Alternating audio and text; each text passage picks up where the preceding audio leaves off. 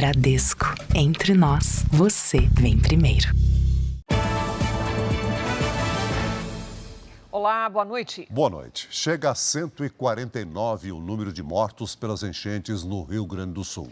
O Jornal da Record acompanhou com exclusividade o trabalho de fuzileiros navais para mapear áreas de difícil acesso do estado.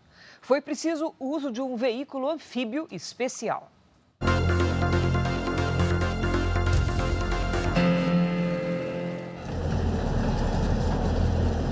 A base dos fuzileiros navais da Marinha do Brasil foi montada em Guaíba, onde 6 bairros foram isolados e esvaziados. São quase 30 mil pessoas desalojadas.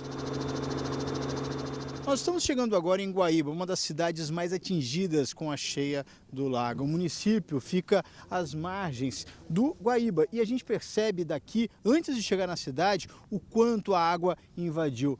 Tanto que o terminal hidroviário, ele está completamente tomado.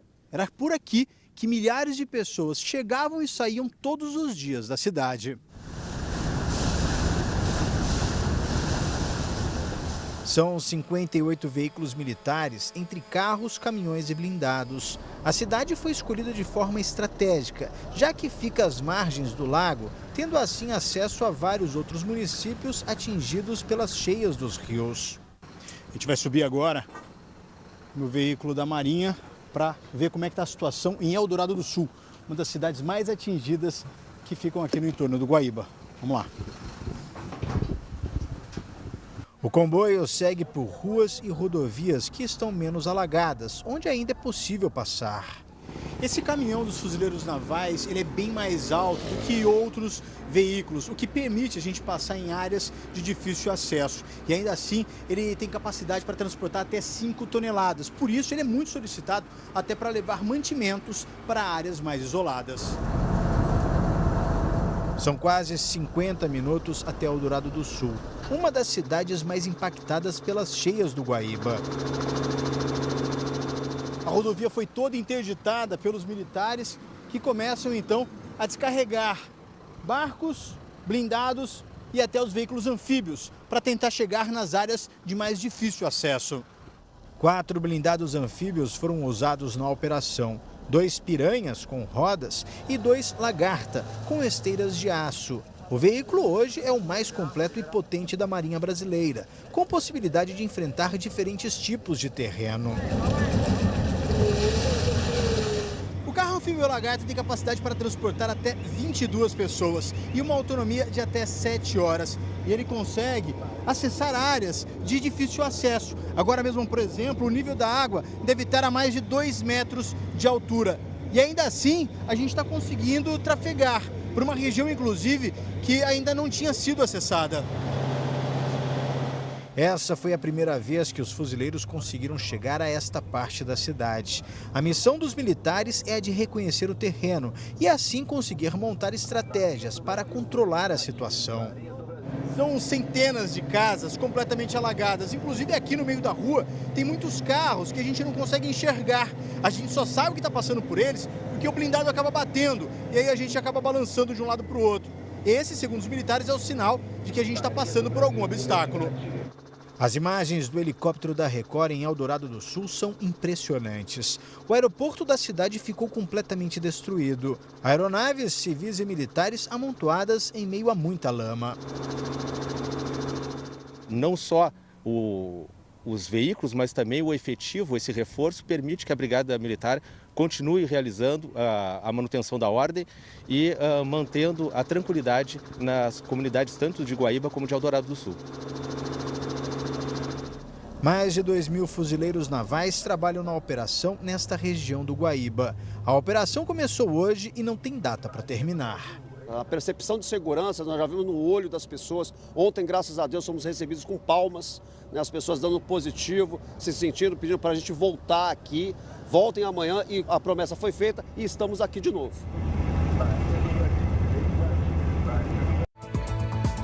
Você vai ver também.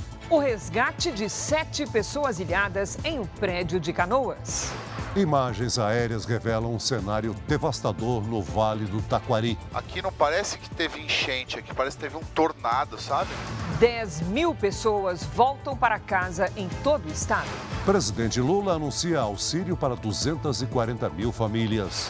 Saque do FGTS, ampliação do Bolsa Família e criação de secretaria extraordinária fazem parte de pacote de ajuda do governo federal. Primeiro-ministro da Eslováquia é alvo de atentado a tiros. Depois de demissão de Jean Paul Prats, ações da Petrobras caem na bolsa.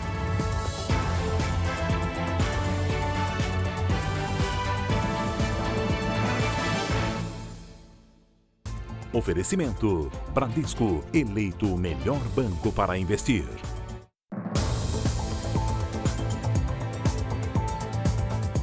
A água começou a escoar e moradores do Vale do Taquari, que estavam em abrigos ou casas de parentes, começaram a voltar para casa. O trabalho para limpar e reconstruir casas e ruas será grande.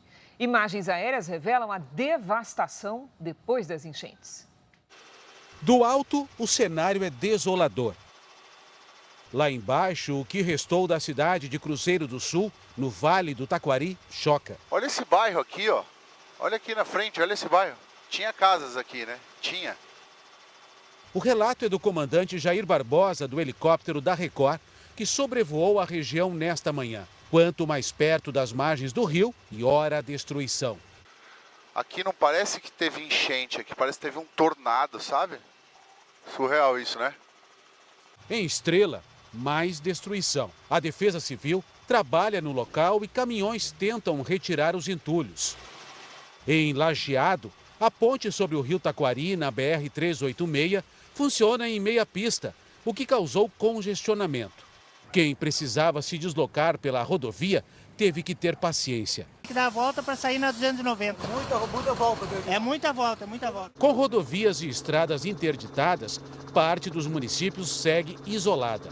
A ponte na RS 130, entre Lajeado e Arroio do Meio, caiu. Na terça-feira, o Jornal da Record mostrou a travessia de moradores em botes.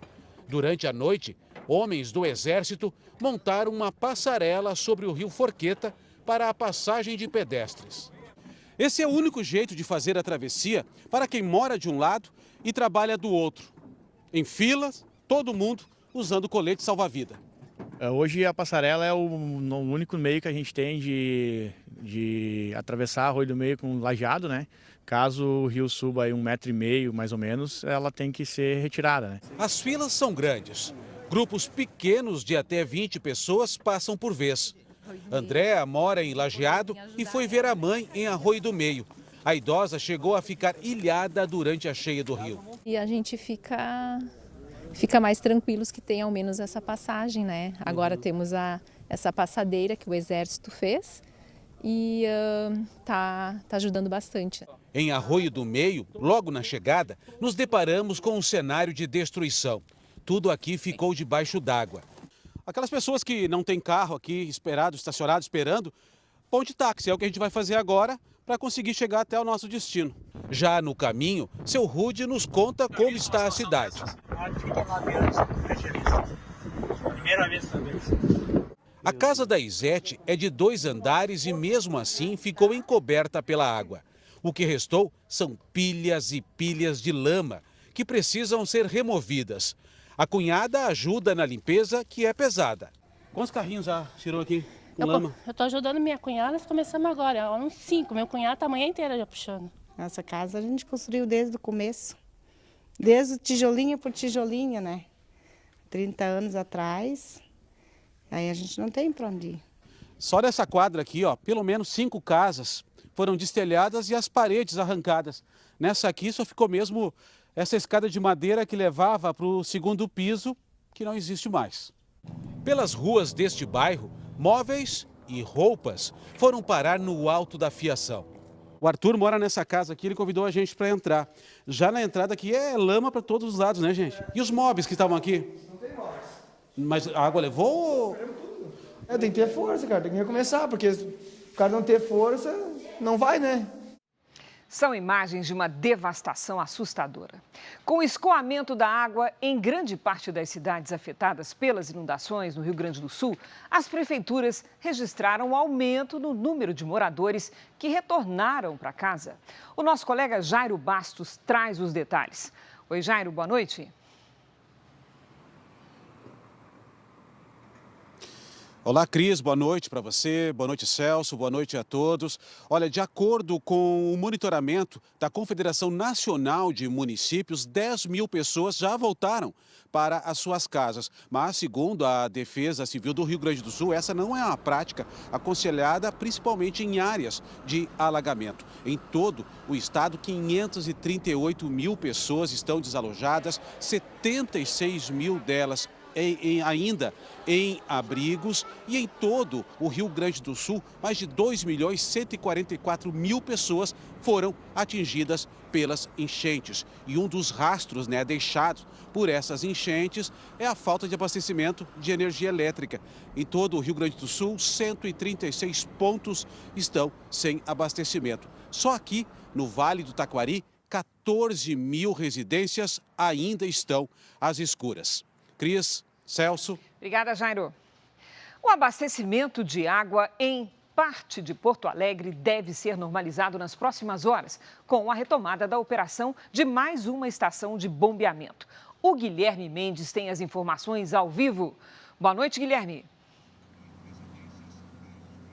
Olá, Cris. Boa noite, Celso. A estação de bombeamento foi ligada hoje e deve levar água para pelo menos 150 mil pessoas e também 7 hospitais aqui da região central de Porto Alegre. Segundo os técnicos do Departamento de Água e Esgotos da capital, a água está muito barrenta e por isso deve demorar pelo menos um dia para chegar com qualidade. Ao todo, 9 estações estão funcionando normalmente e 14 continuam paradas. Aqui em Porto Alegre, cerca de 200 mil pessoas continuam sem água. Celso, Cris. Obrigada, Guilherme. O presidente Lula foi hoje ao Rio Grande do Sul para anunciar um programa de ajuda aos afetados pelas inundações no estado. Cada família atingida vai receber R$ 5.100 para recomeçar a vida. Além disso, o ministro Paulo Pimenta foi nomeado autoridade federal no estado. A visita do presidente Lula a São Leopoldo, uma das cidades mais atingidas pelas enchentes no Rio Grande do Sul, começou por um abrigo montado numa universidade. Aqui são recebidas famílias que perderam tudo nas enchentes. Lula conversou com os desabrigados. Cada você vai ter. Obrigada, presidente. Cada você vai ter. Obrigada. Em seguida, o presidente e ministros participaram de uma reunião com o governador do Rio Grande do Sul, Eduardo Leite. O presidente do Supremo Tribunal Federal, Luiz Roberto Barroso, também participou do encontro. As principais medidas anunciadas são para ajudar as pessoas que perderam as casas ou os móveis nas enchentes. O objetivo do governo federal é fornecer recursos para a população comprar eletrodomésticos, como geladeira, fogão e outros itens básicos. Entre as medidas está um benefício de R$ 5.100 para todas as famílias diretamente atingidas pela tragédia. A estimativa é atender até 240 mil delas, com um investimento de mais de 1 bilhão e 200 milhões de reais. Para ter acesso ao auxílio, será preciso um cadastro junto à Defesa Civil das cidades. Hoje também foi anunciado um programa para que o governo compre casas que estejam à venda para entregar a quem perdeu a moradia, além de expandir o Minha Casa Minha Vida para as vítimas que se encaixam nas faixas 1 e 2 do programa. Essas pessoas terão novos imóveis, 100% garantidos pelo governo. As casas que foram perdidas na enchente, aquelas que se encaixam dentro do perfil do Minha Casa Minha Vida 1, Minha Casa Minha Vida 2, dentro do mesmo padrão de renda, 100% dessas famílias terão suas casas garantidas de volta pelo governo federal. Foi criada também uma secretaria extraordinária com status de ministério para acompanhar as ações do governo federal no estado. O ministro Paulo Pimenta, da Secretaria da Comunicação, assume a função. Ele é gaúcho e assinou o termo de posse. O trabalho do governo federal e orientado pelo presidente Lula, nós sempre trabalhamos assim. É um trabalho complementar e suplementar ao trabalho do governo do estado e das prefeituras municipais. E o presidente Lula me pediu muito que tenha exatamente essa dedicação e essa disposição, governador, de colaborar com o governo do Estado, com seus secretários, com as iniciativas do governo do Estado, com as prefeituras de todos os municípios atingidos, para que a gente possa dar conta da complexidade e do tamanho desse desafio. O governador Eduardo Leite agradeceu pelos gestos de união e solidariedade dos demais governadores. Todos os governadores de todos os estados brasileiros, de todas as regiões, mandaram equipes, equipamentos e estrutura para nos dar suporte. Também de todos os partidos políticos solidários ao Rio Grande do Sul, muito obrigado a cada um deles. O presidente Lula disse que não faltará ajuda aos gaúchos. Eu espero que a gente esteja dando uma contribuição de um novo jeito de fazer política nesse país. Eu tenho dito ao governador Eduardo Leite: Eduardo, não faltará apoio do governo federal. Não faltará nem ao Rio Grande do Sul e nem a nenhum outro estado brasileiro. E hoje foi mais um dia frio na região sul, com geada nas serras gaúcha e catarinense. Das capitais do Brasil, Porto Alegre registrou a menor temperatura do ano, com 7,2 graus logo cedo. Vamos com a Lidiane Sayuri. Oi, Lid, boa noite. Vem mais geada por aí? Sim, pode acontecer sim, Cris. E no final de semana, as temperaturas ficam ali perto do 0 grau. O frio continua sobre a região. Boa noite para você, boa noite, Celso, boa noite a todos. Neste momento, vemos pouca nebulosidade sobre a região sul do Brasil, sem chuva. Amanhã, volta a esquentar no centro-sul do país e uma nova onda de calor se instala sobre a região, exceto no Rio Grande do Sul e em Santa Catarina, onde uma combinação de ventos forma novas instabilidades.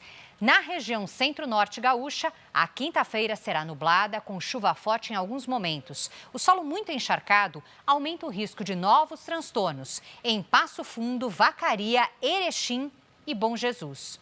Na Grande Porto Alegre, a situação é de atenção amanhã. A chuva aperta em alguns momentos e as rajadas de vento podem atingir até 70 km por hora.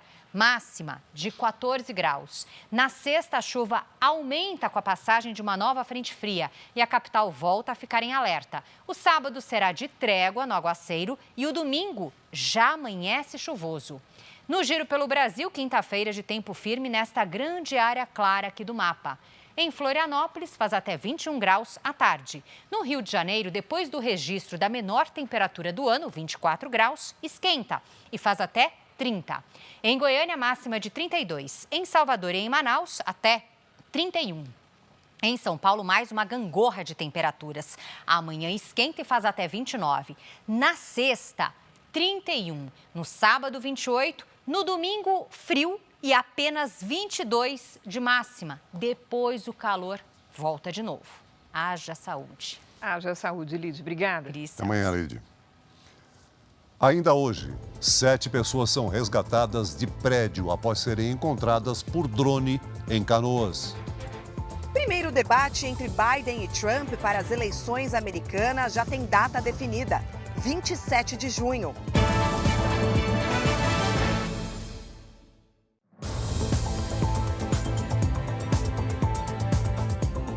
O primeiro-ministro da Eslováquia foi vítima de um atentado a tiros.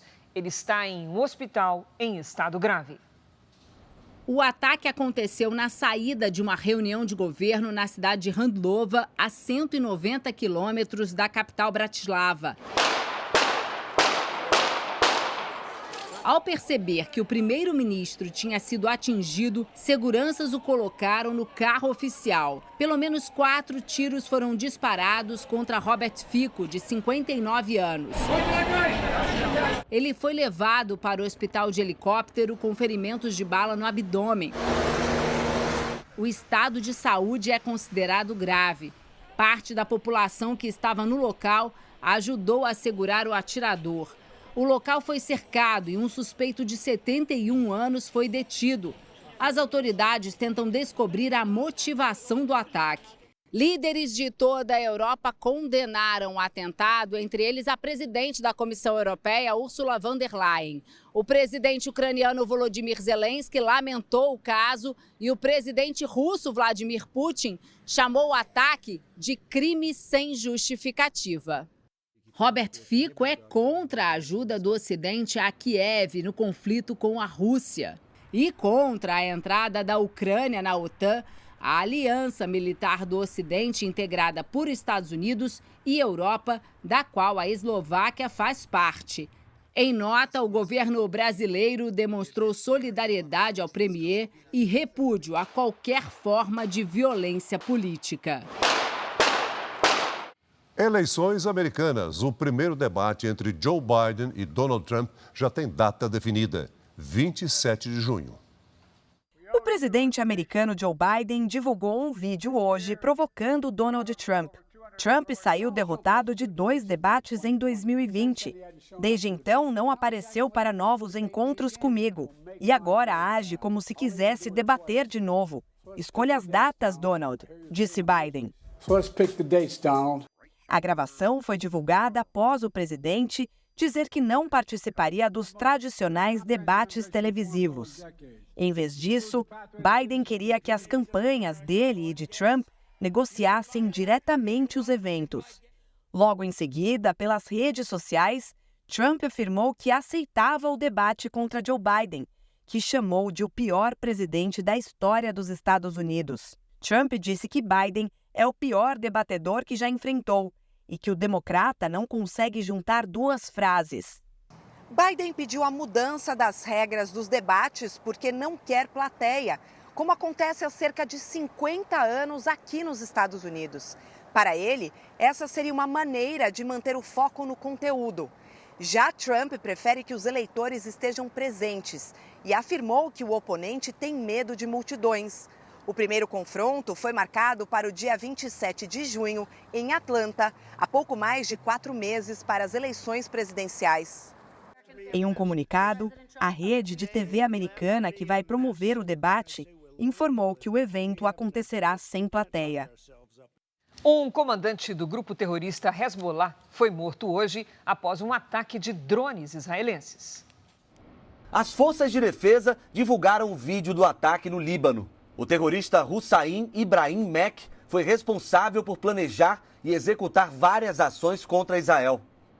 Em resposta, o grupo extremista lançou 60 foguetes do Líbano em direção a 2 bases militares ao norte do país. Vários foguetes foram interceptados, mas alguns causaram danos na região. As operações continuam em Jabalia, na faixa de Gaza. As forças de defesa de Israel dizem que o grupo terrorista Hamas estava se reagrupando. Segundo a imprensa aqui de Israel, durante as operações, documentos apreendidos na casa de um alto membro do Hamas em Gaza revelaram que o grupo terrorista planejava estabelecer uma base na Turquia e em outros países para atacar alvos israelenses.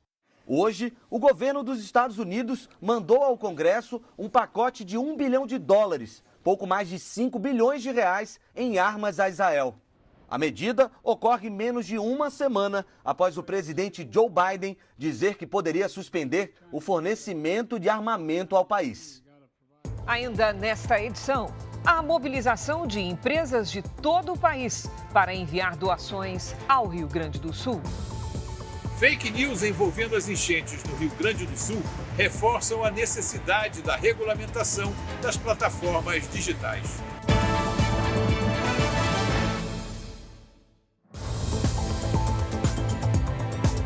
Vamos ao vivo a São Leopoldo para atualizar a situação da inundação na região do Vale do Rio dos Sinos. Tiago Nolasco, boa noite.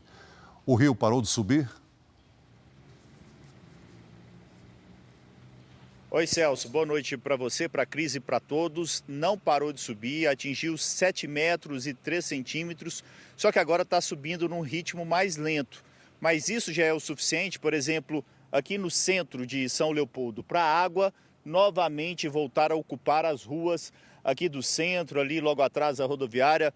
Essa avenida aqui, por exemplo, já estava toda seca, e até essa água está chegando até a BR-116 e colocando em risco novamente, olha só, Celso e Cris, vou mostrar aqui do outro lado para vocês, a prefeitura aqui de São Leopoldo, que já foi alagada na semana passada. Agora, a boa notícia é que o município, a prefeitura, anunciou que conseguiu instalar uma bomba de superfície que está retirando 1.000 litros de água por segundo de um dos bairros mais atingidos aqui de São Leopoldo. Agora, a preocupação é de que nos próximos dias vem chuva novamente aqui para a região, viu? É com vocês em São Paulo. Obrigado, Tiago. 7 pessoas e 2 animais foram resgatados por uma aeronave do Exército Brasileiro em Canoas, na Grande Porto Alegre. As vítimas estavam no topo de um prédio ilhado e foram encontradas por um drone das Forças Armadas. Por meio do drone que sobrevoava a região, um militar pergunta se as vítimas estão bem. Bom dia, pessoal. Exército Brasileiro, tá todo mundo bem aí? Dá um sinal de positivo, se sim. Uma equipe de salvamento aéreo que havia acabado de sair da base de Canoas foi desviada para a operação de resgate. 7 pessoas, sendo 5 da mesma família e 2 cães, foram içados para dentro da aeronave. Os moradores tinham decidido permanecer em casa porque estavam com alimentos e água estocados. Mas como o nível da água voltou a subir, precisaram de ajuda. A grávida, que foi resgatada por um helicóptero em Eldorado do Sul e deu à luz em Porto Alegre, conversou com o Jornal da Record. Mãe e filha passam bem, mas não podem voltar para casa porque a região segue alagada. Em meio a um cenário devastador, uma história de esperança. A qualquer momento ela pode ganhar nenê. Estão puxando ela numa corda. Olha ali o helicóptero. A Lourdes ficou ilhada em casa durante 3 dias em Eldorado do Sul. Grávida de 9 meses, ela subiu para o 2º andar enquanto esperava a água baixar. E a rua que a gente estava, ela era a rua que pegava mais a correnteza. A ajuda veio pelo céu. Fizeram um cartaz e escreveram mulher grávida. E aí começaram a acenar assim por helicóptero, até que o helicóptero passou umas 2, 3 vezes e viu e sinalizou que ia voltar. O resgate foi realizado pela equipe da Polícia Rodoviária Federal. Lourdes foi levada até um hospital universitário em Canoas. Uma semana depois, em Porto Alegre, deu à luz Isabela. Apesar do susto, Lourdes e Isabela passam bem, mas não vão poder voltar para casa porque a região segue alagada. A família está entre as mais de 76 mil pessoas que tiveram que ser resgatadas em meio às enchentes. Muitas precisam de atendimento médico. Por isso, a estrutura para os atingidos está sendo ampliada em todo o estado. Este hospital de campanha do Exército, montado em Porto Alegre, na capital gaúcha, recebe pacientes 24 horas por dia. A unidade tem capacidade para 200 atendimentos diários. Outro hospital de campanha em Canoas, na região metropolitana, também presta atendimento. E mais um está em fase de montagem em São Leopoldo, no Vale dos Sinos. A única coisa que eu sei que eu tenho, que eu posso dizer que no momento eu tenho com certeza, é a minha família, que é minhas 3 filhas agora e o meu marido. O Senado aprovou hoje por unanimidade o projeto que suspende por 3 anos a dívida de quase 100 bilhões de reais do Rio Grande do Sul com a União. A medida deve evitar que o Estado gaúcho gaste 23 bilhões de reais com as parcelas e juros da dívida. A suspensão foi uma das medidas anunciadas pelo governo federal para socorrer o Rio Grande do Sul. O projeto agora vai para a sanção do presidente Lula. A concessionária que administra o aeroporto Salgado Filho, em Porto Alegre, deve pedir mais prazo para retomar as operações no terminal. Oficialmente, o aeroporto Salgado Filho continuará fechado por mais 15 dias. Mas esse prazo deverá ser estendido. A Fraport, a empresa alemã que administra o terminal, espera a água baixar para avaliar em detalhes os danos causados pela enchente. Ainda não se tem uma extensão da destruição nem do valor a ser investido. São muitos os itens que podem ter sido afetados. 3 estações meteorológicas, que custam em torno de R$1 milhão cada. Equipamentos de auxílio de navegação, como antenas de geolocalização instaladas nas cabeceiras da pista. Auxílios visuais luminosos da pista, chamados de balizamento, e sistemas telemáticos que levam as informações coletadas pelos equipamentos de monitoramento até a torre de controle. As condições do asfalto e da drenagem da pista e as áreas de escape para aviões também precisam ser verificadas. A Prefeitura de Porto Alegre e a Fraport prometeram instalar bombas de sucção em ruas ao redor do terminal para baixar o nível da água e, com isso, religar um sistema de drenagem. As companhias aéreas suspenderam a venda de passagens para Porto Alegre por tempo indeterminado. Assim que as águas baixarem no Salgado Filho, a ANAC, a Agência Nacional de Aviação Civil, cobrará da administração do aeroporto um prazo para que as operações sejam retomadas. Uma boa parte do tráfego aéreo foi redirecionada para aeroportos em cidades menores no estado. Hoje, o governador Eduardo Leite destacou as dificuldades de uma capital passar tanto tempo com o aeroporto fechado e apontou uma reestruturação na base aérea de Canoas como forma de reduzir os efeitos da tragédia. Sem precedentes, mas eu sei, uma capital do Brasil ficar sem um aeroporto por um mês, estruturar esse aeroporto para que ele tenha a melhor utilização. Por enquanto, que as projeções são 5 voos diários, a gente tem que, se fizer alguns ajustes, iluminação, outros pontos, enfim, acho que quem opera o aeroporto vai saber, mas dá para chegar a 15 voos diários, já melhora muito. Este especialista em engenharia aeroportuária destaca que, a partir do momento em que a água baixar, devem ser necessários alguns meses para o aeroporto voltar a funcionar. O aeroporto, para voltar a operar parcialmente, não precisa de tudo. Ele pode voltar a operar com a mesma segurança, com a mesma eficiência, com alguns sistemas operacionais, principalmente os sistemas civis, que é a própria pista de pouso e a pista de táxi dos pátios. Eu acredito que, parcialmente, com medidas mitigadoras, o aeroporto tem condições de voltar a operar de 45 a 60 dias. Para ser uma forma assim, mais global, mais completa, eu acredito que a partir de 90 dias, muitos dos equipamentos podem ser recuperados. As doações arrecadadas pela Universal na campanha SOS Chuvas do Rio Grande do Sul continuam chegando às vítimas da tragédia. A água subiu e a entrega de donativos para os moradores do bairro Serraria, na zona sul de Porto Alegre, só foi possível com o apoio do Exército. Nesta ação, 416 cestas básicas foram distribuídas. A entrega também foi feita pela Defesa Civil de São Paulo. Em Bom Retiro do Sul, no Vale do Taquari, as vítimas receberam roupas, alimentos e água que saíram de várias partes do país. Até agora, o Unisocial arrecadou mais de 226 toneladas de alimentos, quase 738 mil garrafas de água mineral e mais de 72 mil peças de roupa, além de colchões, kits de higiene e outros itens. Mais de 25 mil voluntários participam da ação. Você também pode ajudar nessa corrente com uma doação de qualquer valor. A chave Pix do Unisocial é social@universal.org. O valor de sua doação será revertido em suprimentos para as famílias que estão desabrigadas no Rio Grande do Sul.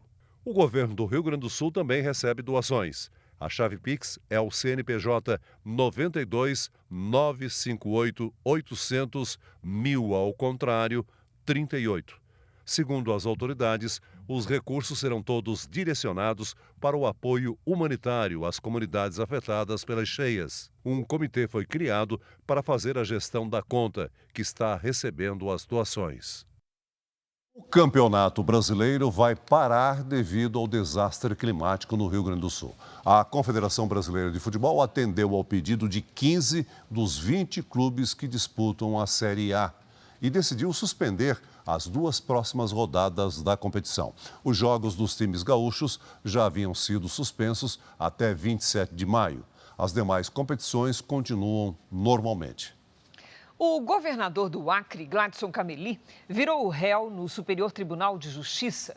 Por unanimidade, a Corte Especial do STJ aceitou as denúncias contra o governador pelos crimes de corrupção passiva, fraude à licitação, lavagem de dinheiro, organização criminosa e peculato. Os ministros, entretanto, não afastaram Cameli do cargo. Em nota, Gladson Cameli afirmou que recebeu com serenidade a decisão judicial e que vai provar a sua idoneidade. Veja a seguir, ampliação de obra de corredor humanitário é concluída em Porto Alegre. Engenheira Magda Chambriar vai precisar passar por avaliações de comitês da Petrobras antes de assumir a presidência da companhia. O processo deve levar 15 dias.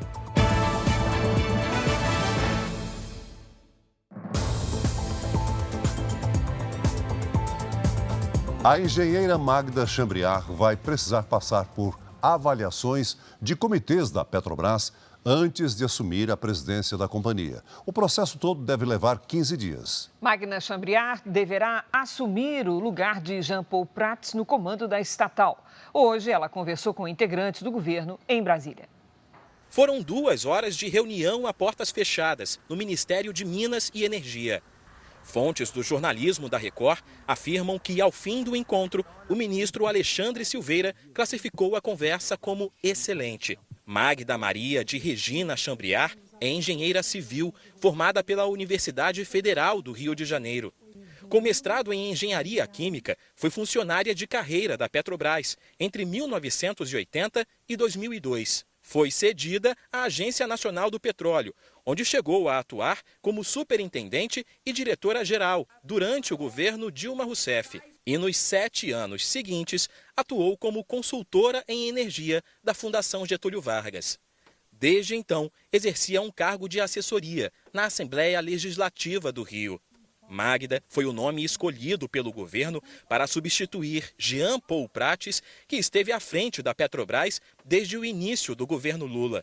Em comunicado emitido hoje, a estatal informou que o pedido feito por Prats para encerrar antecipadamente seu mandato foi aprovado de maneira negociada. Com o encerramento do vínculo, Jean Paul apresentou a renúncia do cargo no Conselho Administrativo. Após a confirmação, Jean Paul Prats publicou um vídeo nas redes sociais. Agradeço especialmente ao presidente Lula a oportunidade e a responsabilidade de chefiar a empresa no começo desse nosso governo. A relação de Prats com o governo vinha se deteriorando nos últimos meses. O debate sobre o repasse de dividendos extraordinários a acionistas causou desgastes. O então presidente da Petrobras defendia a distribuição de 43 bilhões de reais em lucros extraordinários. O governo era contra. Em abril, a companhia decidiu liberar metade desse valor.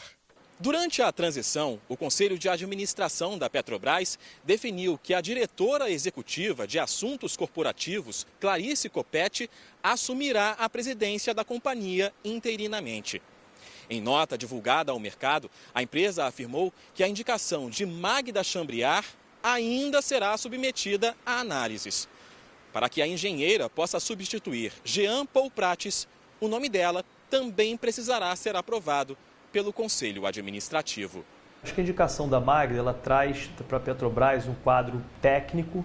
Não acredito que o novo presidente da Petrobras vai dar uma direção diferente, totalmente diferente a que o presidente Jean Paul Prats tinha. Então é uma pessoa gabaritada, mas politicamente alinhada com uma ala mais conservadora do chamado Partido dos Trabalhadores Histórico. Então o que se espera é que as decisões da Petrobras passem a ser tomadas em total alinhamento, em total sintonia com o desejo do Palácio do Planalto.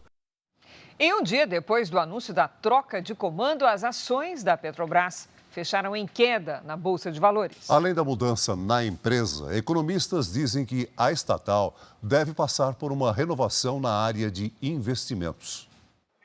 Sinais de que o dia seria agitado no mercado financeiro chegaram logo na abertura da Bolsa de Nova York, a mais importante do mundo.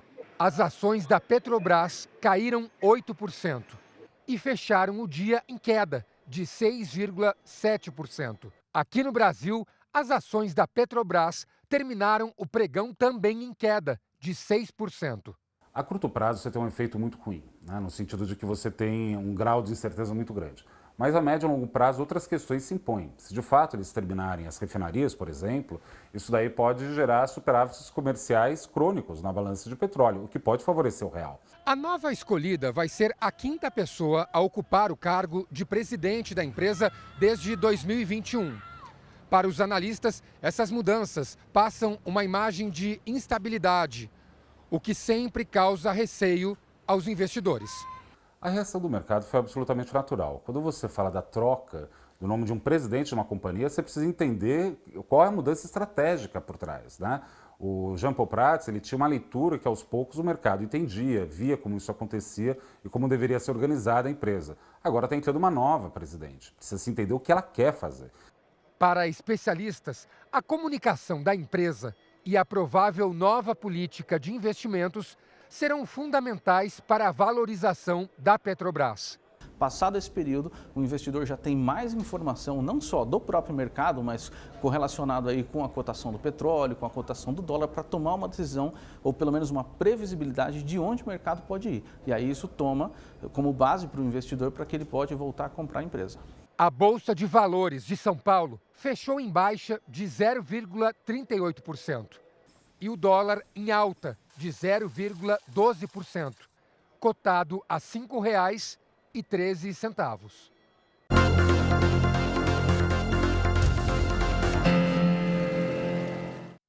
Empresas que atuam no país se unem para enviar doações ao Rio Grande do Sul.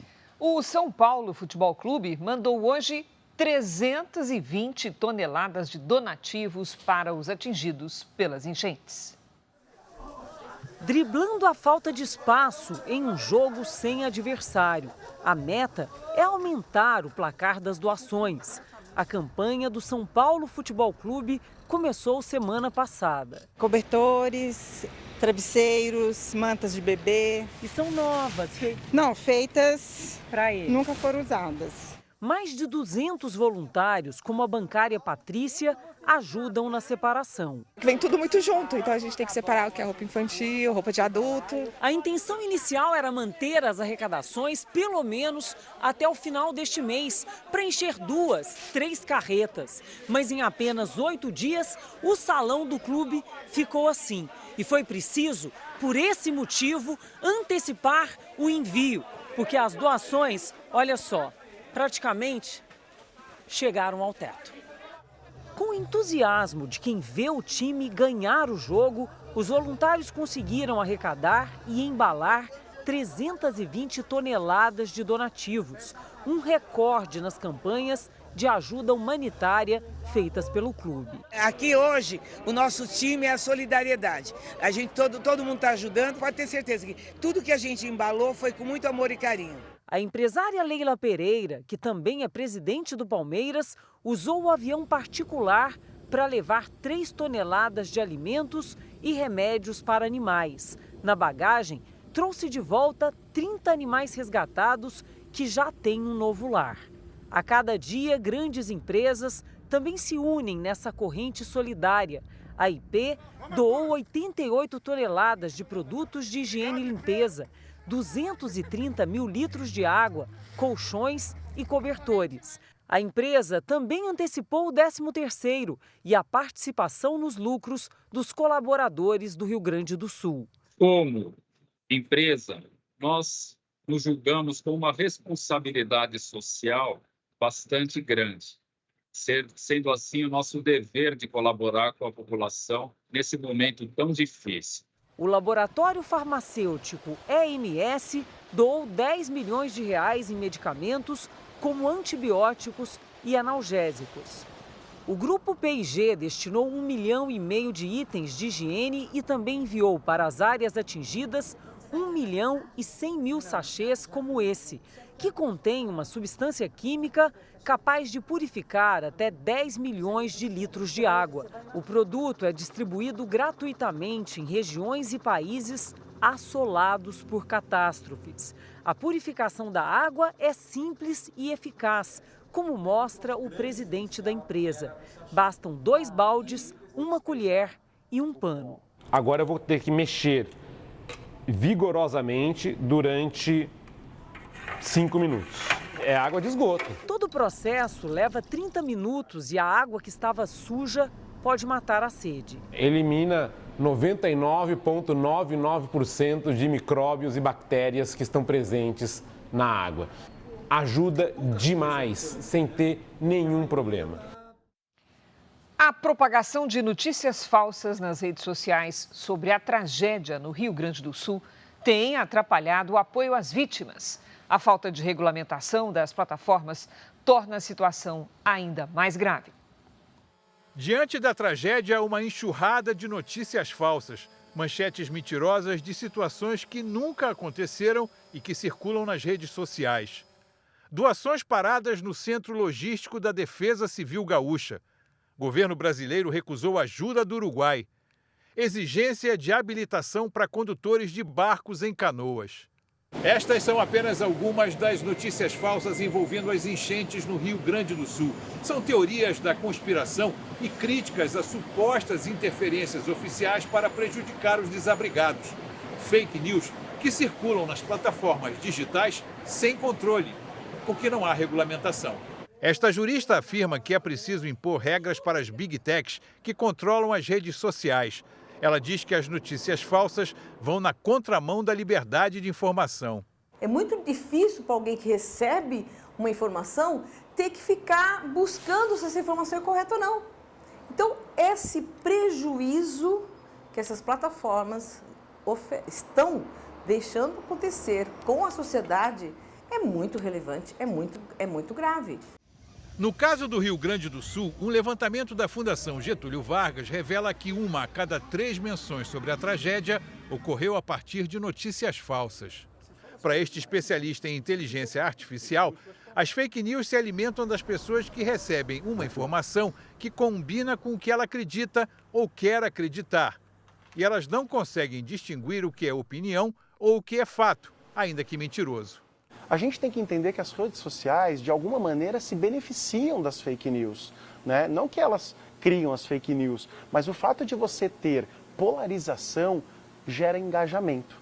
Engajamento é o que as redes sociais querem. Hoje, a Advocacia Geral da União notificou extrajudicialmente as plataformas TikTok, X e Quai para que removam em até 24 horas notícias falsas de que cestas básicas entregues para as vítimas seriam doações reembaladas com a logomarca do governo federal. Mais uma mentira. Uma regulamentação dessas plataformas, das redes sociais, isso eu tenho certeza que melhoraria esse ambiente virtual de informação, que é um ambiente muito importante, mas que infelizmente está sendo muito mal utilizado.